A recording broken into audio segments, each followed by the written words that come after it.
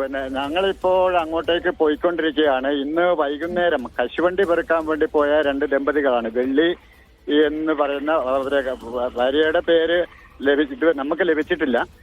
പിന്നെ ഈ കാട്ടാന വിലസുന്ന പകൽ സമയത്ത് പോലും കാട്ടാന വിലസ് നടത്തുന്ന ഒരു പ്രദേശമാണിവിടെ. വനം വകുപ്പിന്റെ ഉദ്യോഗസ്ഥന്മാർ കാട്ടാനയെ തുരത്താൻ ശ്രമിക്കുന്നുണ്ടെങ്കിലും അത് ഫലവത്താകുന്നില്ല. ശാശ്വതമായ പരിഹാരം കാണാൻ ഇതുവരെയല്ല. ഞങ്ങൾക്കിപ്പം ഞങ്ങളും അവരോടൊപ്പം ജീവിക്കുന്ന ആളുകളാണ്. പക്ഷെ എന്താണ് മരണഭയം കൊണ്ട് ജീവിക്കാൻ കഴിയാത്ത അവസ്ഥയാണ് ഇവിടുത്തെ ആദിവാസി വിഭാഗത്തിലുള്ള ജനങ്ങൾ.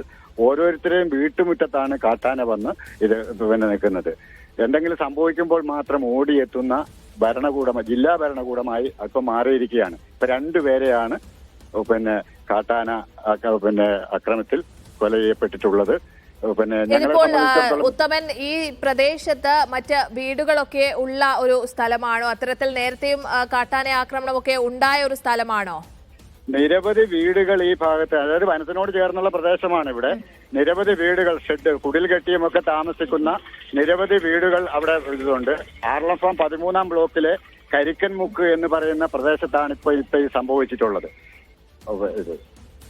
അതായത് ഇവരിപ്പോൾ എപ്പോഴാണ് ഇത് ആക്രമണം നടന്നത് എന്ന കാര്യത്തിലൊന്നും തന്നെ ഈ ഘട്ടത്തിൽ വ്യക്തതയില്ല അല്ലേ? കാരണം ഞങ്ങൾ ഈ വിവരം അറിയുന്നത് ഏതാണ്ട് ഒരു 6:30 കൂടിയാണ് ഈ വിവരം ഞങ്ങൾ അറിയുന്നത്.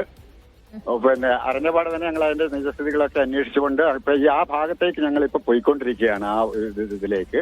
പക്ഷെ എങ്ങനെ പോകാൻ കഴിയുമെന്നുള്ള കാരണം വഴിക്ക് പോലും കാട്ടാന, പകൽ സമയത്ത് പോലും നിരവധി കാട്ടാനകൾ തമ്പടിക്കുന്ന ഒരു പ്രദേശമാണ് ഇവിടെ. എന്ത് ചെയ്യണമെന്ന് പകച്ചു നിൽക്കുന്ന ഒരു ജനവിഭാഗമായി ഇന്ന് ആർളം ആദിവാസി പുനരധിവാസ മേഖലയിലെ ജനങ്ങൾ മാറിക്കൊണ്ടിരിക്കുകയാണ്. ഇതിന് ശാശ്വതമായ പരിഹാരം എന്ന് കാണും, ആര് കാണും എന്നുള്ള വളരെ നന്ദി ശ്രീ ഉത്തമൻ ഈ ഘട്ടത്തിൽ പ്രതികരിച്ചതിന്.